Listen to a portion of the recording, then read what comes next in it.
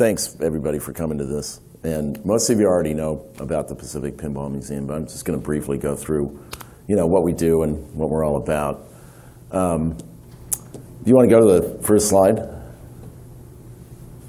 The basis of our whole museum is inspiring interest in science, art, and history. And we're basically an arts and culture 501c3. And we added on the science and history because we feel that pinball is a way that you can incorporate all three venues and make an interesting museum that will keep attracting people. So, next slide. So we started out with as a little juju, and I remember seeing a lot of you guys there the first time. It was just a little speakeasy in the back of a commercial building.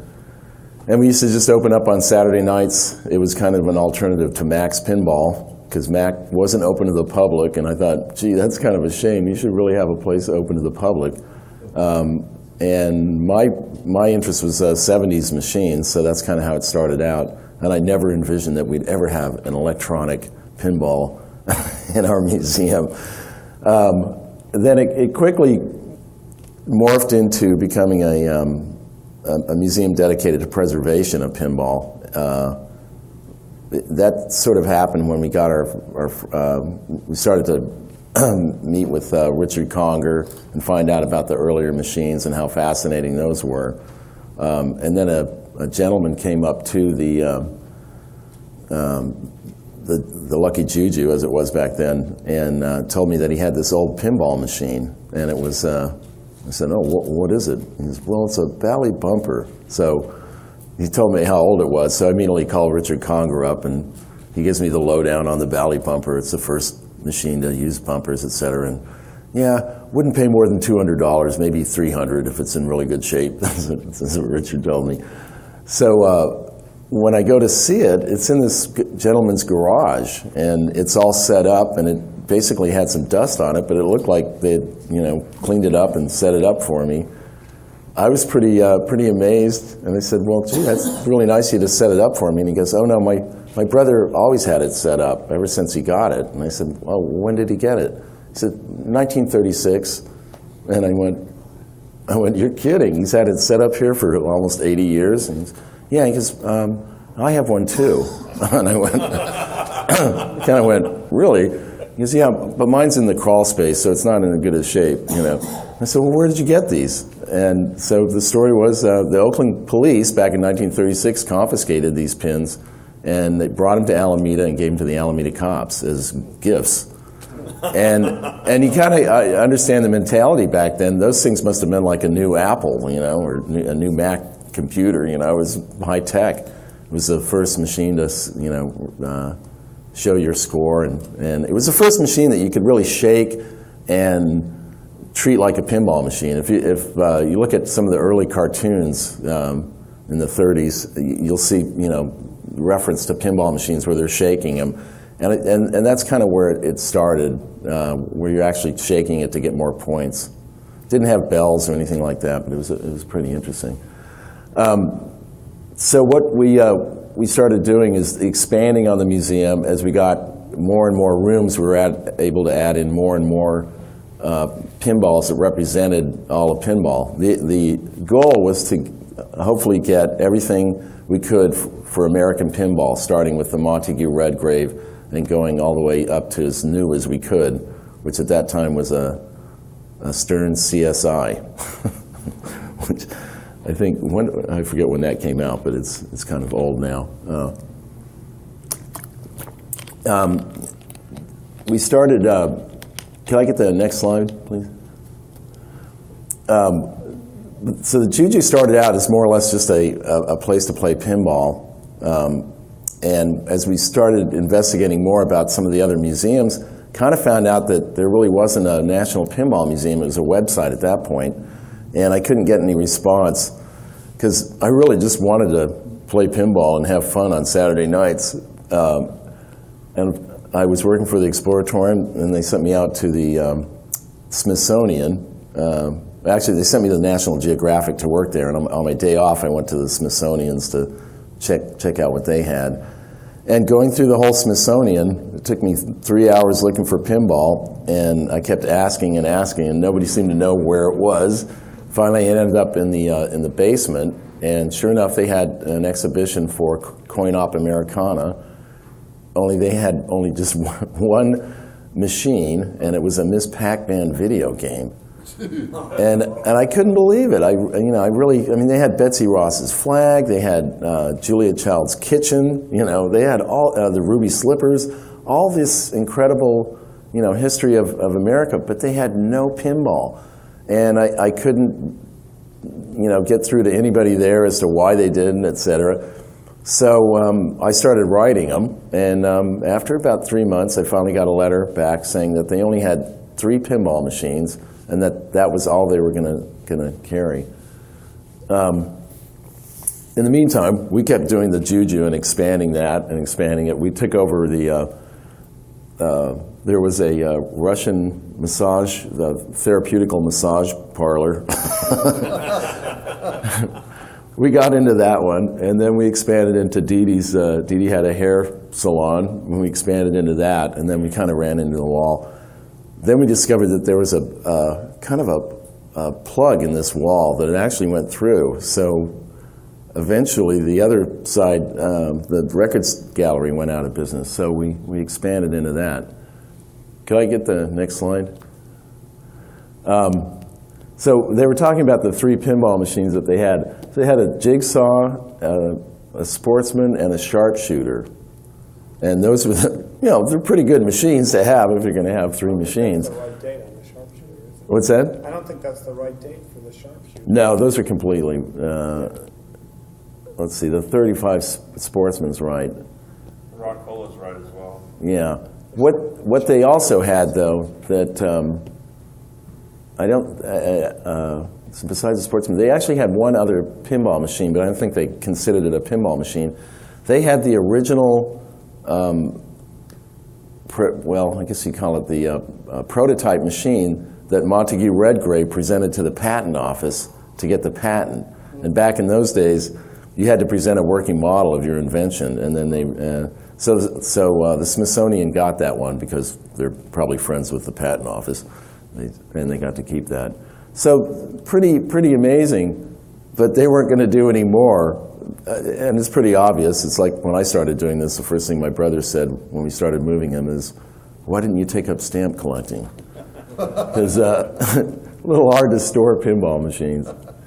Can I have the next slide? So we decided to become the Smithsonian of pinball because nobody else was going to do it.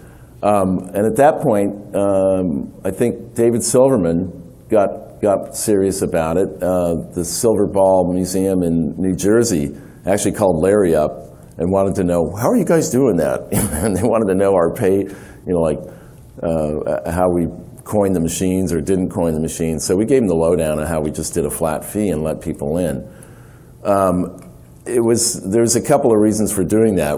Where we live in Alameda, pinball is illegal.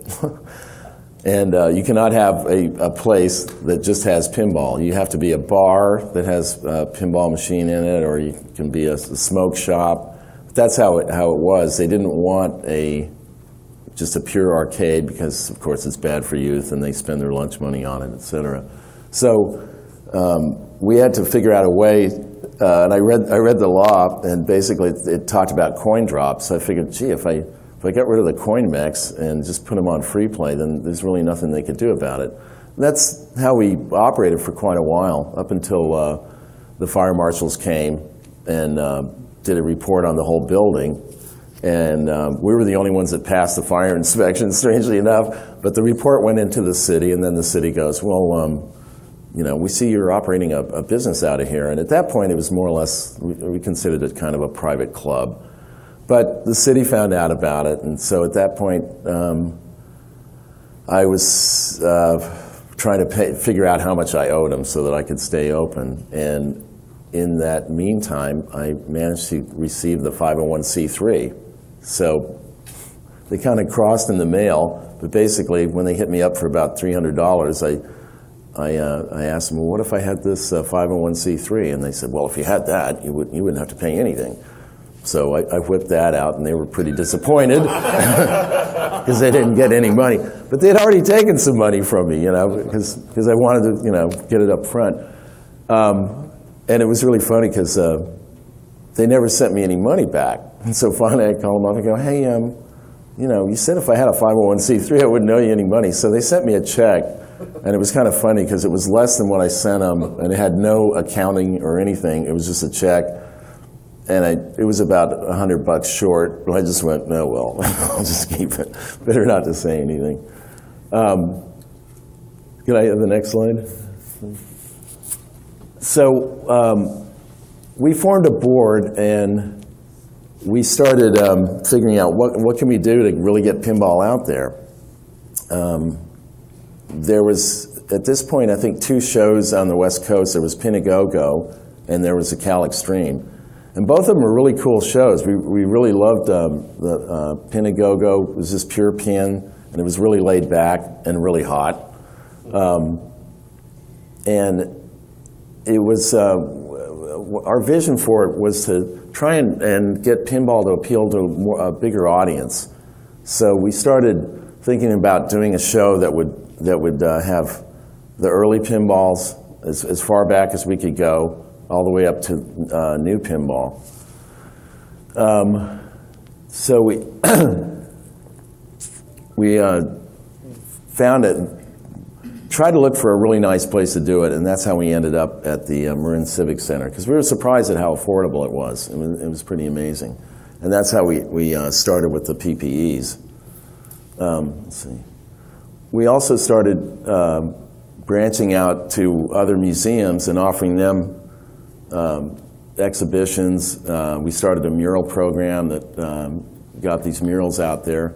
And so we worked with the Oakland, excuse me, the Oakland Museum and the San Francisco Airport Museum,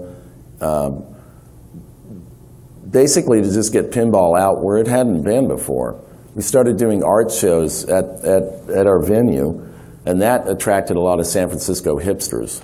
And that really is what kind of put the Lucky Juju on the map and made it really popular. Merely by the fact that people were curious about the artwork, and we were offering something that was outside the realm of pinball, kind of throwing a bigger net out there. And at that point, let's see, there was a few things going on with Wade Krause and Dirty Donnie. We're starting to work on these custom pins, and the Smithsonian, for some reason, all of a sudden got interested in pinball. And I know David Silverman brought a bunch of pinball out to the Smithsonian. Jim Dietrich went out there to talk about pinball, and they had the William Wiley exhibit, and that was at the National Gallery. So they had a whole William Wiley retrospective. And William Wiley is a fairly important North American artist, and he painted these. He did the playfield and back glass that Wade actually went and did the silk screening and did all the work. And Jim Dietrich redid all the cabinetry. And they made about 8 machines that the first one we took down to the San Jose Museum of Art, and sold it to them for about $60,000, I think. It was the only piece that they bought that day. We set it up, and they looked at it, and they had all this artwork to look at. So it was kind of pleasing that that was the one thing they chose.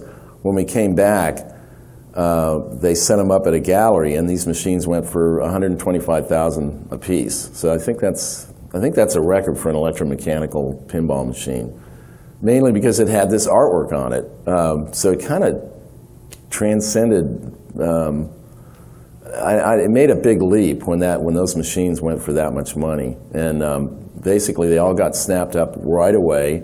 Some of them are at the winery. There's a De La Rosa has one.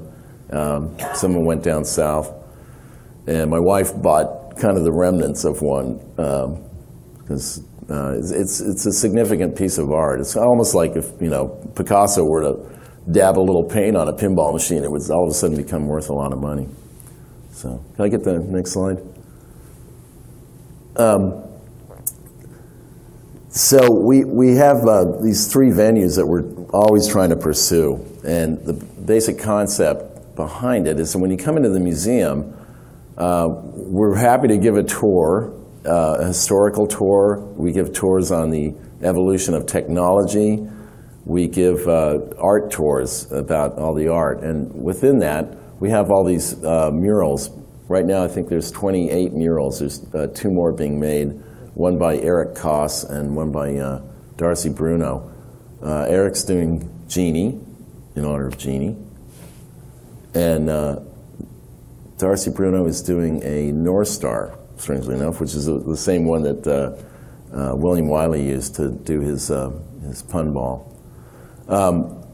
Then we started doing exhibits, science exhibits, with the hope that we would get some interest in other museums glomming onto this. Could I get the next slide? So the Black Glass Mural Project happened when Dan Fonts painted the first one, which was the Majorettes. And it was just kind of on a lark. He looked at the PPE and he said, we're going to have a bunch of bare walls there, and I want to throw something up there. So he did the Majorettes, which is about a 8-foot by 8-foot back glass mural. And it was the only one there. It was kind of, when you see the first pictures of the PPE, it was kind of, almost looks naked because there's only one mural up there. And then at the last PPE we did, we had 24 murals up there, and they were all throughout the whole hall. And they're pretty spectacular because they're all hand-painted. We managed to get a grant from the East Bay Center for the Arts to fund about 4 murals from these artists. And we continue to fund these murals. We can't pay the artists, unfortunately, what they really deserve, but we can give them a stipend and give them a space to paint. So they paint these at the murals, at the warehouse. Can I get the next slide? The other thing that we're doing is pursuing kinetic art, kind of using pinball. My interest has always been in the kinetic art of pinball. I love to play it, but I like to just sit back and watch other people play. I just love watching that ball bouncing around. I don't know what it is. It's like, to me, it's like a cat toy for me. And so I started building some just purely kinetic and light sculptures like the pinball. And I try to tie in some scientific phenomenon. In that case, it was chaos as opposed to random action. And the clear pinball is basically, the idea behind that, kind of got it from something that you wrote about putting a window in a pinball. I think that was you. I saw a piece of paper that somebody had written about putting a window. I think it was you, Matt. And so I thought, wow, that'd be cool. And then I thought, why not just make the whole side clear? And then I thought, well, gee, as long as you're doing that, why don't we just make the whole thing clear? And so, fortunately, I had a little background in working with plastics, working for the Exploratorium and building exhibits. And so my brother, Christian, has a great shop, and I worked with Wade Krause, and it took 1 year. I remember we finished it up right before the first PPE, and we built the first clear pinball machine. And we did it pretty well because the first one is still running. It still works great. We wore through one playfield on the first one. The first one was just black ink on clear, and it used different types of plastic just because of the nature of working with clear plastic. You can't just use all plexiglass. It's different types like PETG and polycarb, and then regular plexi. So in the second one, Wade came up with a brilliant idea of taking the artwork and sandwiching it between polycarb and PETG and putting the artwork on the back side of it. And these things are holding up incredibly well. And what was kind of funny is while I was working at the Exploratorium, I always was begging him, come on, I've got some great ideas for some exhibits, can I, how you want to hear them? And no, kid, we don't want to hear your ideas for exhibits. Just build what's on the plan.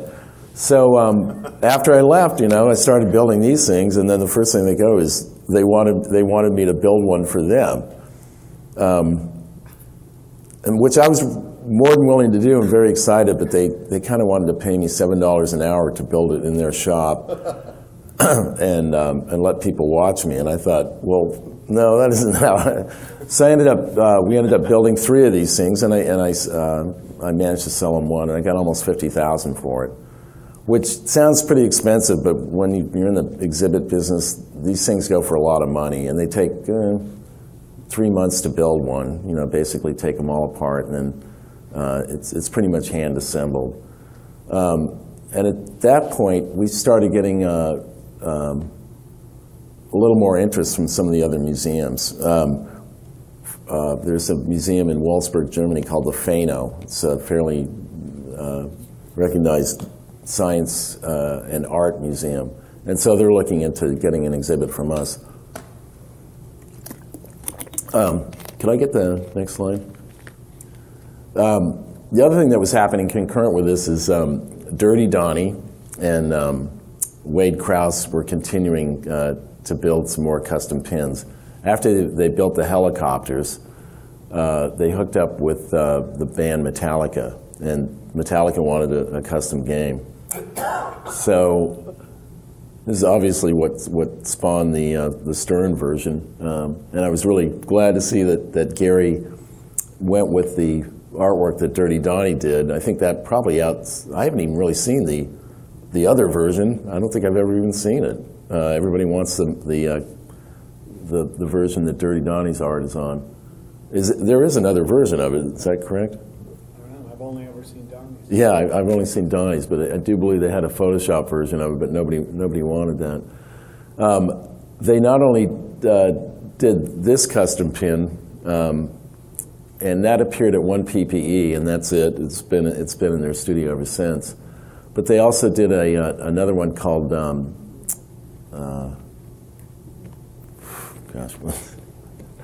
it's what is it? No, not helicopters. They did a third game for Metallica called Beatniks Coolsville, and that is probably the most amazing custom machine I've ever seen. They just went over the top with it. They involved Tonio Kleiss, who's now working for Stern, to do the sound on it, and it's just incredible. Wade, I think Dirty Donnie went a little overboard, but I believe Baracora has 13 screens to make that glass. The one for the Beatniks Coolville used 18 screens, and it's got a bunch of beatniks hanging around a bonfire, out in the junkyard. That's part of it, and then it's got this, the flames coming off, and this pretty girl beatnik chick hanging out by it.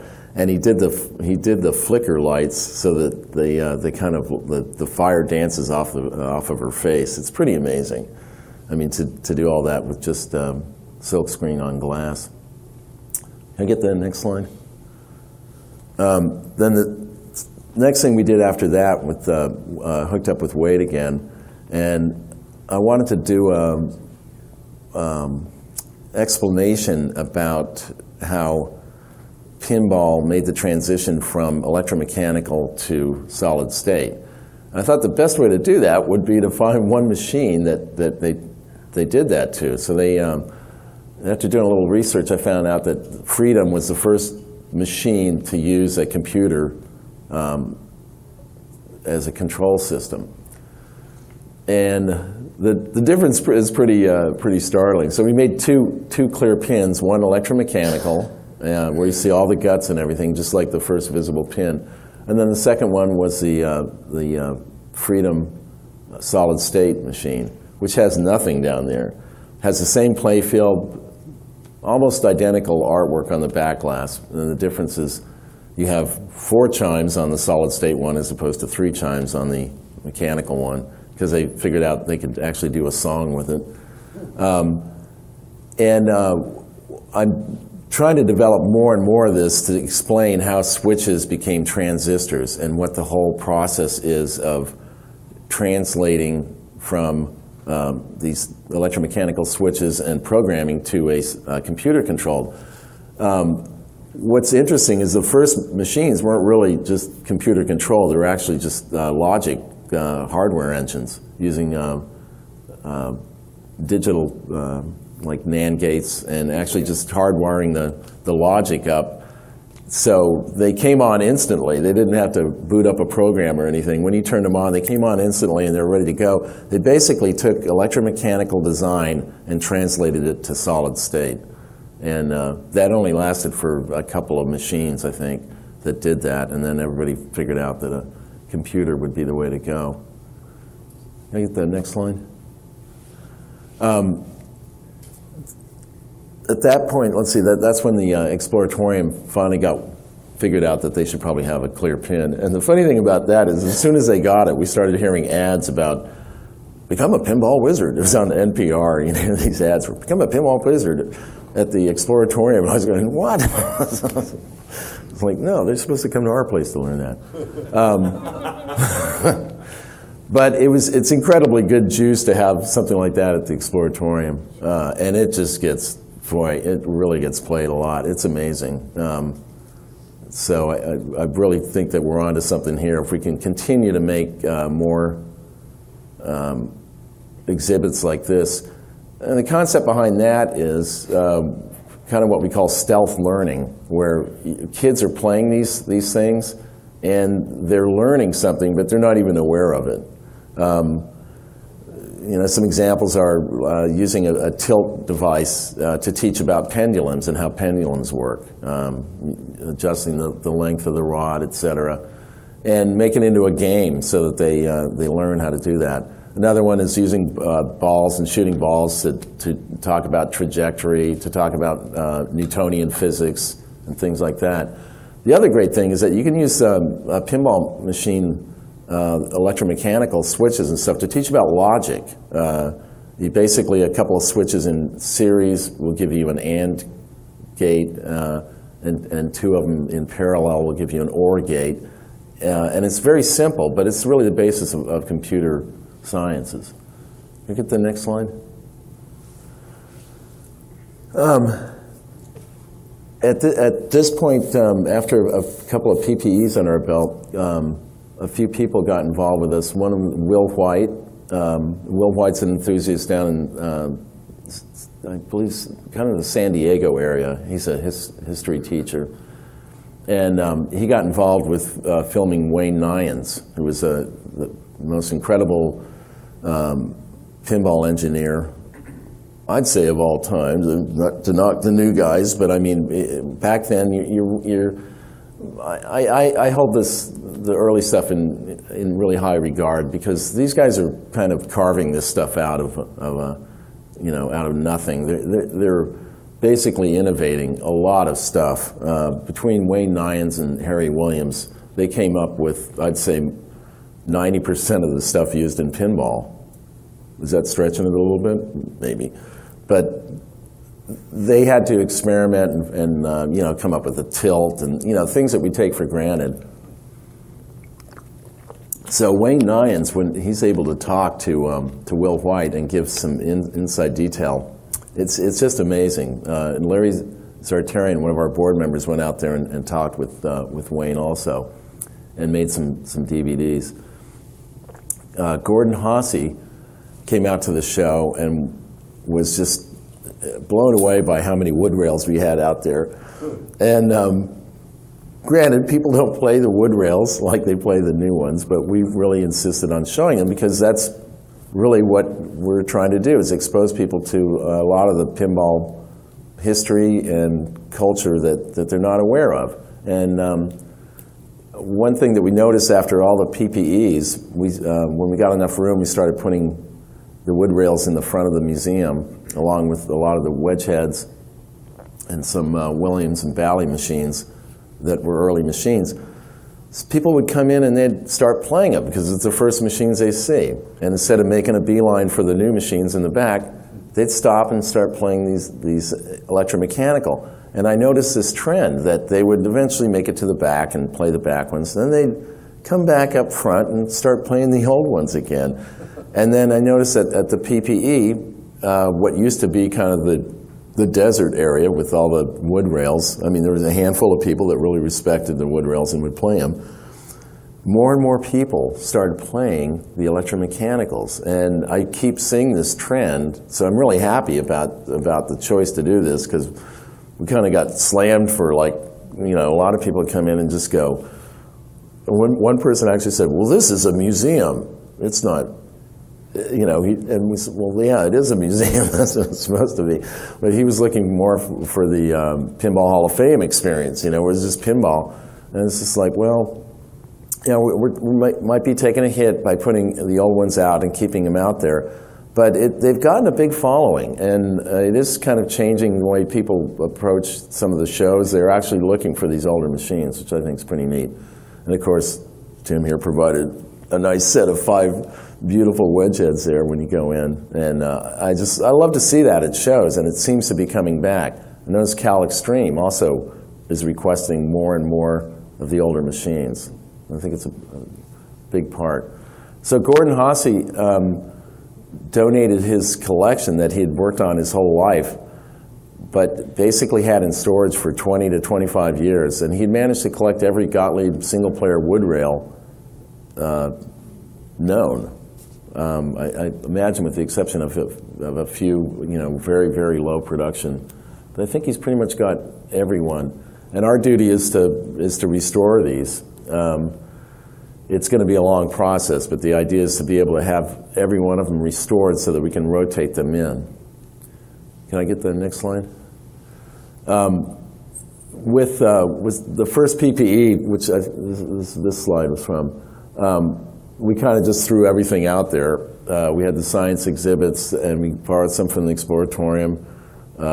We had the little juju there, the little trailer that we made to take pins around, and it was pretty different, just because it was in a 1950s. I might be wrong on that. It actually might be earlier than that. The Marin Civic Center exhibition hall, and it had a really nice hotel next to it, and it had an incredible staff that would help us, that kind of bent over backwards to help us set it up the way that we wanted to do it. Okay. Can I get the next slide? We started doing pinball exhibitions, as I mentioned before, with some of the local museums and galleries and other nonprofits. We even decided to show pachinko, which was a real hard decision on my part. But I thought it was kind of neat that this new game had come out called Peggle, and Peggle was basically pachinko in a digital form. And for one brief moment, I was hooked on Peggle. I couldn't get enough of it. I'm ashamed to admit that. But and pachinko, everybody thinks is a Japanese invention, but actually it was an American invention. The Japanese just really glommed onto it because I think the main reason is because it's a real space saver. They basically took pinball and it's on the vertical, so it saves a lot of space. They also just said, you know, it's gambling. They just, you know, didn't make any bones about it, and it's gambling. And it is incredibly popular still in Japan. I don't know if anybody's been to Japan and gone to one of the pachinko parlors. It's incredible. So that's David Volansky there, who he set up, how many was that, 4? Five, yeah, 5 PCs with the Peggle set up on there, and people could come in and play Peggle. They could play pachinko. Unfortunately, David is also a pachinko expert, so he was in there fixing all the pachinkos. I was making jokes about how they're kind of like coat hangers, you know. If you move into a place and you find a pachinko in the basement, you know, if you wait too long to remove it, there'll be 2. They kind of reproduce. Pinball Oddity was a really interesting show with incredibly rare, just strange pinball machines like Thing and Cargo.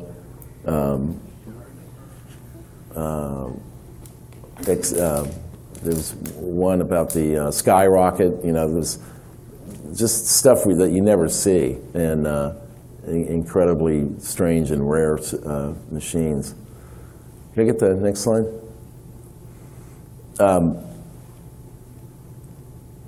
we started hanging the murals up in places like Uptown Body, which, if anybody's ever heard of the Art Murmur in Oakland, it's kind of this phenomenon that's been going on for years where this part of Oakland just goes crazy. Just hundreds and hundreds of people hit the streets and around the Stork Club, and there's just art on the street for sale. It's a very strange phenomenon. So we took we took the little juju down there and a bunch of pinball murals and hung them up, and it was pretty amazing.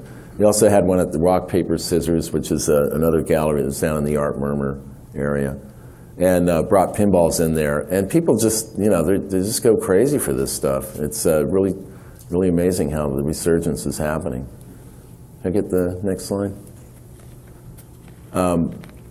We're currently doing Jack's open market. In fact, on Friday, I wasn't here, so I had to have Jim and Eric take the little juju down to the night market.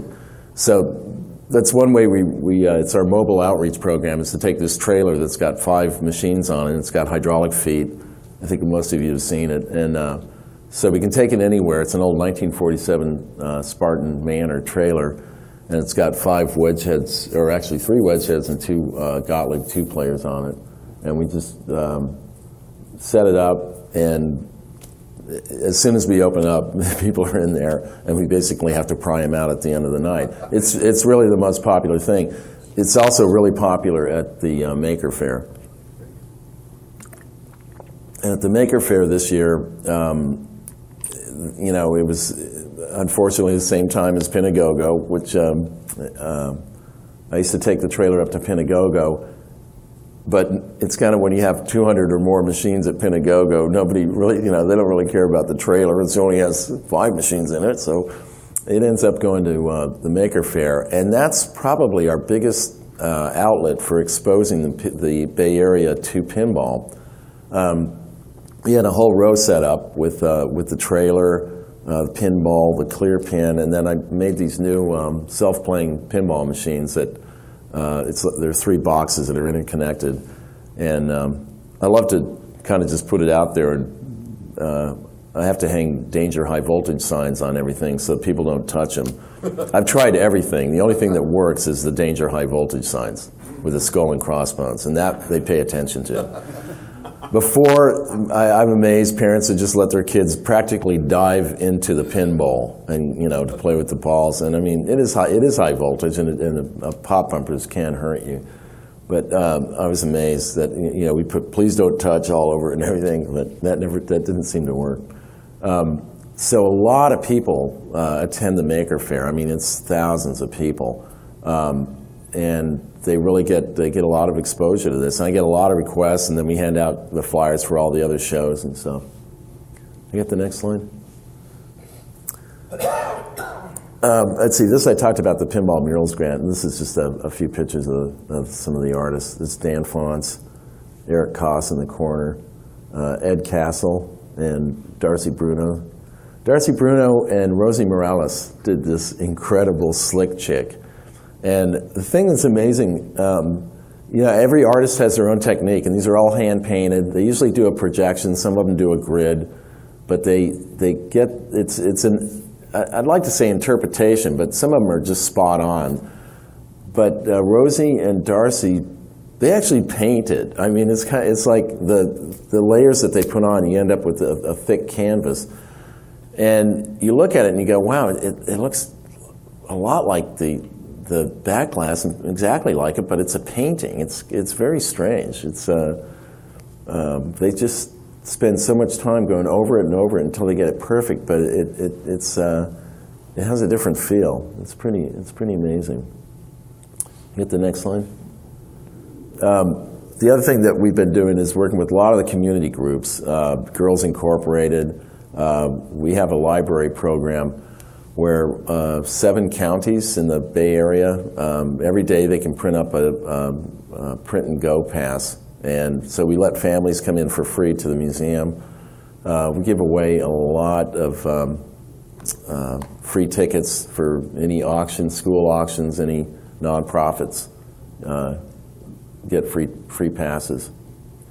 Can I get the next slide?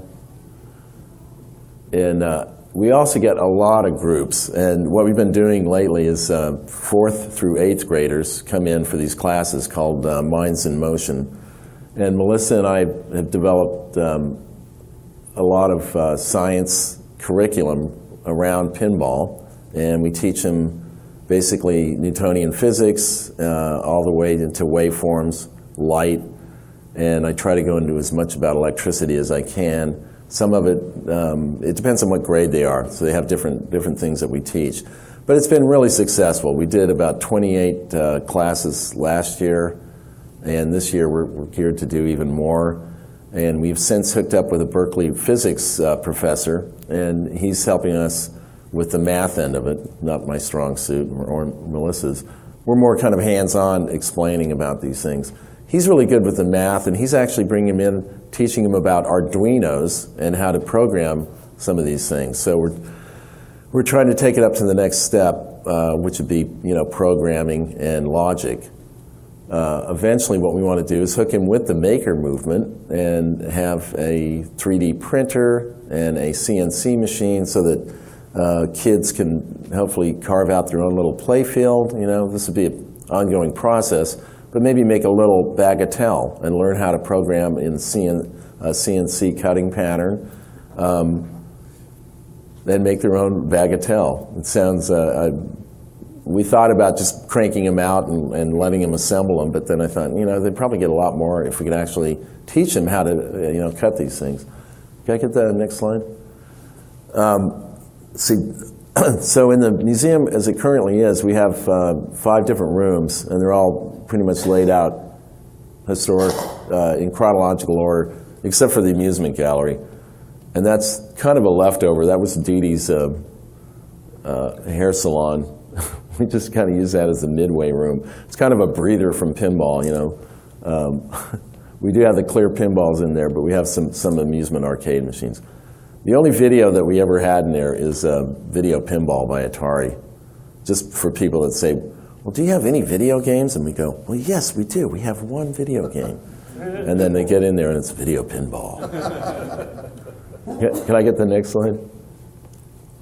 So our dream is, since we've kind of run out of room and there's really nowhere to expand into this, we got an offer for this beautiful building. It's the Carnegie Library, and it was in 1902.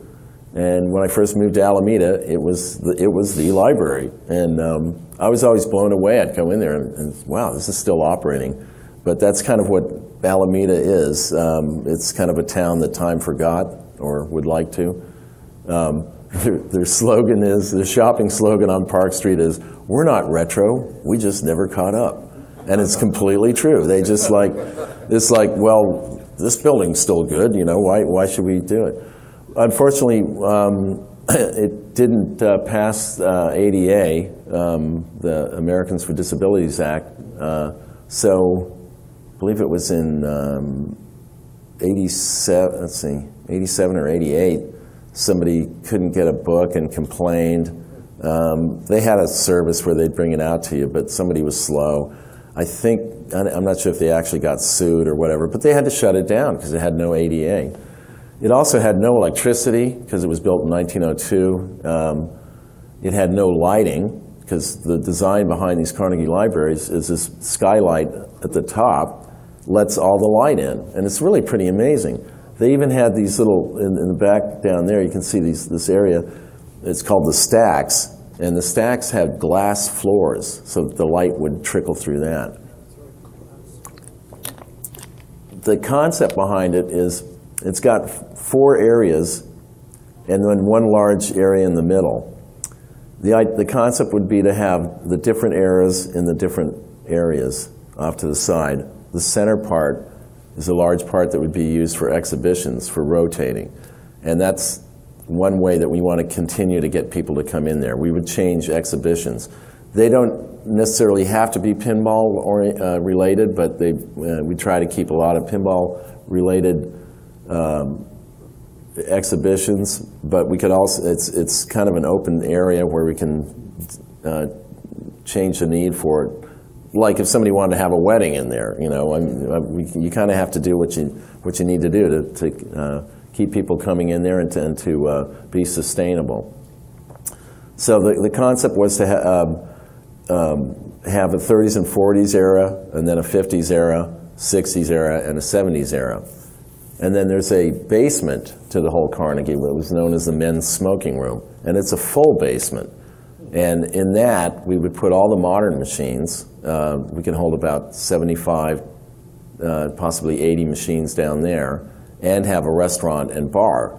So doing the Lucky Juju and then evolving into the PPM over 10 years, one thing we figured out is some people just don't want to play the older machines. They want to go straight to the newer machines. They want to have a beer or a sandwich or something. So our concept behind that was to kind of incorporate that into the basement. The plan is to either offer free admission or a $5 admission, something pretty reasonable, and to kind of coin the machines without using coins. We're working on a system that's going to be an RFID card that you put up to it, and it would read it through the cabinet, so that there'd be no coin or no card slot or anything like that. It'd just be you'd buy credits and put them on a card, and that takes care of this one problem that we have, where people will punch off a game, and because it doesn't cost anything, they don't get much out of it. You really get a lot more out of a pinball game if you have something invested in it. So even if it's a quarter or 50 cents for these older games, you'll want to play it. The other thing it does is it keeps track of all the machines that are getting played, and it supplements the income. And it makes it kind of fair, because if you don't want to play any pinball, then you can just either you have a free admission, or you pay a very cheap admission, and you can look at everything, and you don't have to expend any more money. You can just check out what you want. So that was the idea behind that. And the bottom would be the same way. They'd just be hooked up with this card that you'd use. The offer that was made by the city was basically they wanted us to come up with a $750,000 deposit, which we're just finishing coming up with, and we hope to present to them on Wednesday. And then that'll start this contract where we have 2 years to raise approximately $3.5 million. We might be able to do it for more or less than that, but they came up with a pretty exacting report on how much it would cost to implement the HVAC, the electrical hookup, new plumbing, an elevator, and everything to get exhibits and things in there. Basically refurbish the Carnegie to our needs, and then what we get for that is 30 years free rent. Well, it's $1 a year, pretty much free.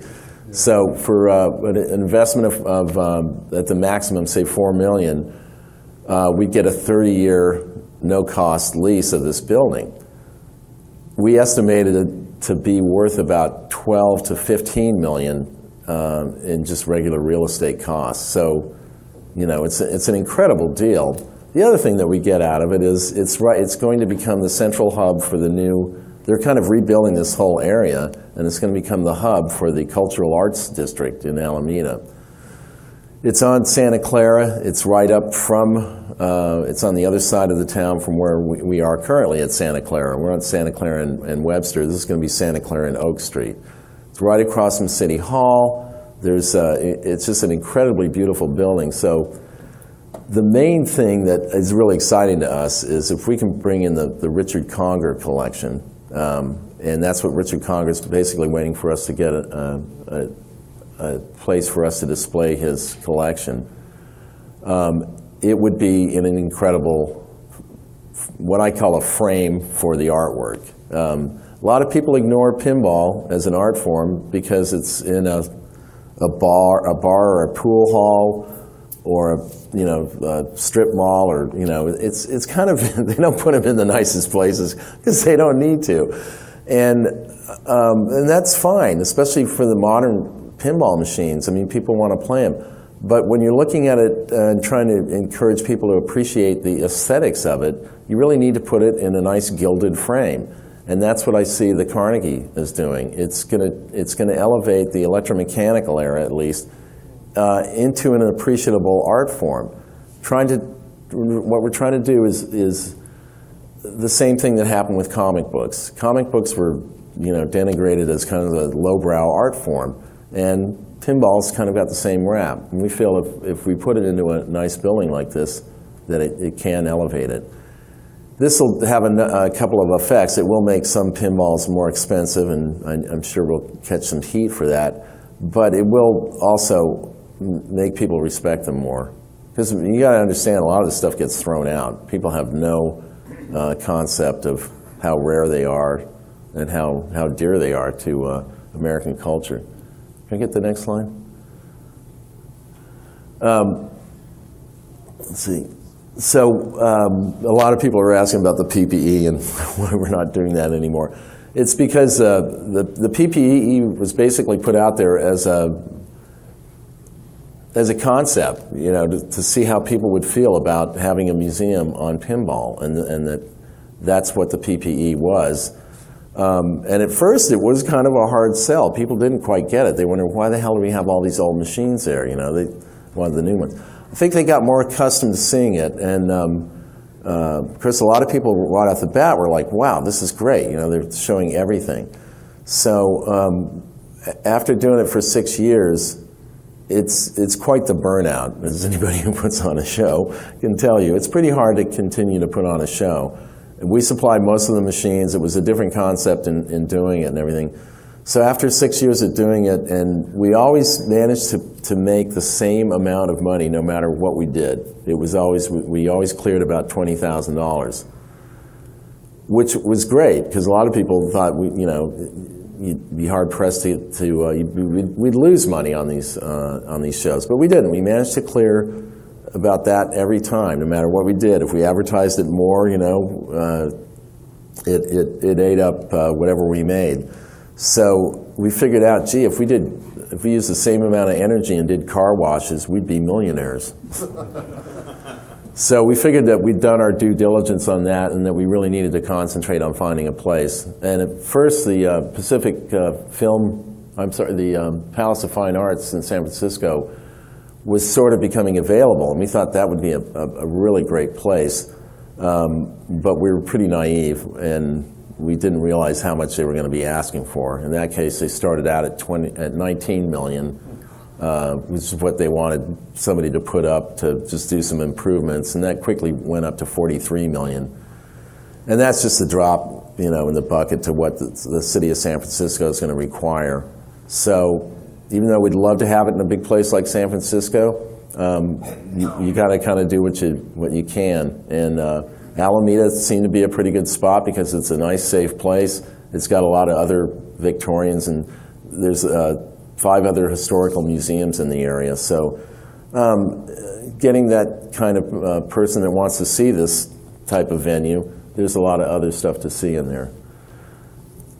Can I get the next slide? So what we're trying to do is reach outside of the pinball community and reach within the pinball community to get funding for this. So far, we've got a couple of software companies that put up $50,000, and the rest of the money that we've raised for the $750 has come from within our group. The board members have put up money, and some people that really believe in what we're doing have offered to put up the money to help us get to this first goal. So we're at the very bottom right now, and over the next 2 years, we're going to really be hitting the campaign hard to raise the money for this. So we're asking anybody, if you know of any foundations, if you have money that you'd like to donate, if you know grant writers, anybody that could help us raise these funds, because we're not fundraisers. We've done a pretty good job of being able to make the museums self-sustaining. We hired staff now, and we've been self-sustaining and actually saving up money for 10 years. And at this point, we need to go to the big time. We need to go to people within the pinball community that can help, and we need to really get the general public interested in it, because that's what a museum's all about. It's not just catering to the people that are already interested in it, but really reaching outside. And we do that pretty well, I think. It's kind of a difficult challenge because people still look at pinball and, you know, they wonder, you know, especially when you're applying for grants and you're applying as a pinball museum, you know, it's it's a little difficult.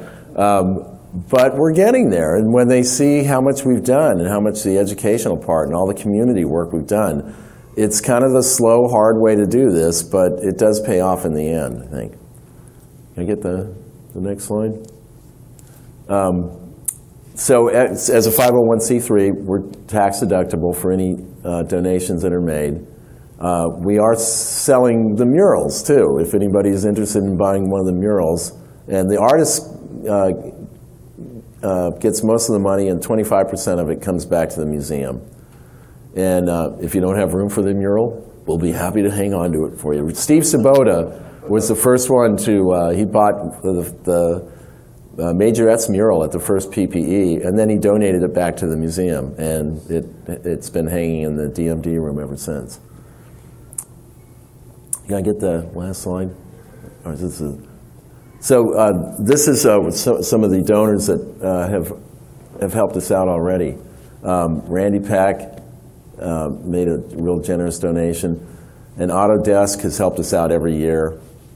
A lot of the board members have helped out. David Volansky has helped out considerably. And I know I'm forgetting all sorts of people. We have a big donor plaque at the museum where we listed a lot of people. So that's what does it. I mean, basically people helping out. Can I get the next slide? If you also want to volunteer, or we do a volunteer night. I don't know where you got that Tinkerbell. That's our own chance. Really? Yeah, that's pretty good. It really pushes up the whole. Yeah, it really does spiff that up, doesn't it? If only that was a magic cash wand that she's doing there. But yeah, please, if you've never been down to our museum, we implore you to come down. We're just 20 minutes away from San Francisco, or if you fly into Oakland, we're on the way, you know. And it's a pretty amazing little museum that's gotten to be the #2 destination in Alameda. #1 being the Hornet Floating Museum. So the city has really taken a liking to us. It's taken a while, you know, because they were looking at us going, Pinball Museum? They didn't know what the heck was going on. But we just formed a coalition of 6 historical museums and shook hands with the mayor last Thursday when we had a presentation there. And they've proclaimed June National Historical Museum Month. That's kind of neat. So we do a Monday night fix-it where we fix all the machines when we're closed that night.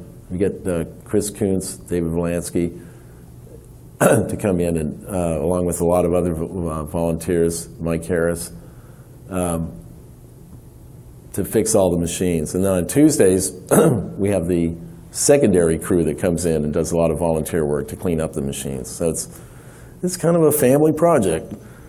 I get the next slide. So we want you to be an ambassador pinball, go out and spread the love, tell people why pinball is so cool, contribute what you can, and please visit us. Can you get that last slide? And these are the board members. I think most everybody knows everybody here. A lot of people might not know my wife, Melissa, who's the redhead there. And she and Jeannie are currently running the museum now, which is pretty smart. Always leave a woman in charge because they'll do it right. So they kind of, after running it for quite a while, I ran it out of a coffee jar, and and then when they came in board, they go, we need a cash register, Mike. So they really spiff things up, and they've gotten it on track, and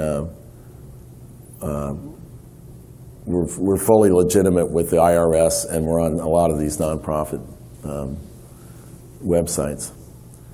So that's about it. Has anybody got any questions?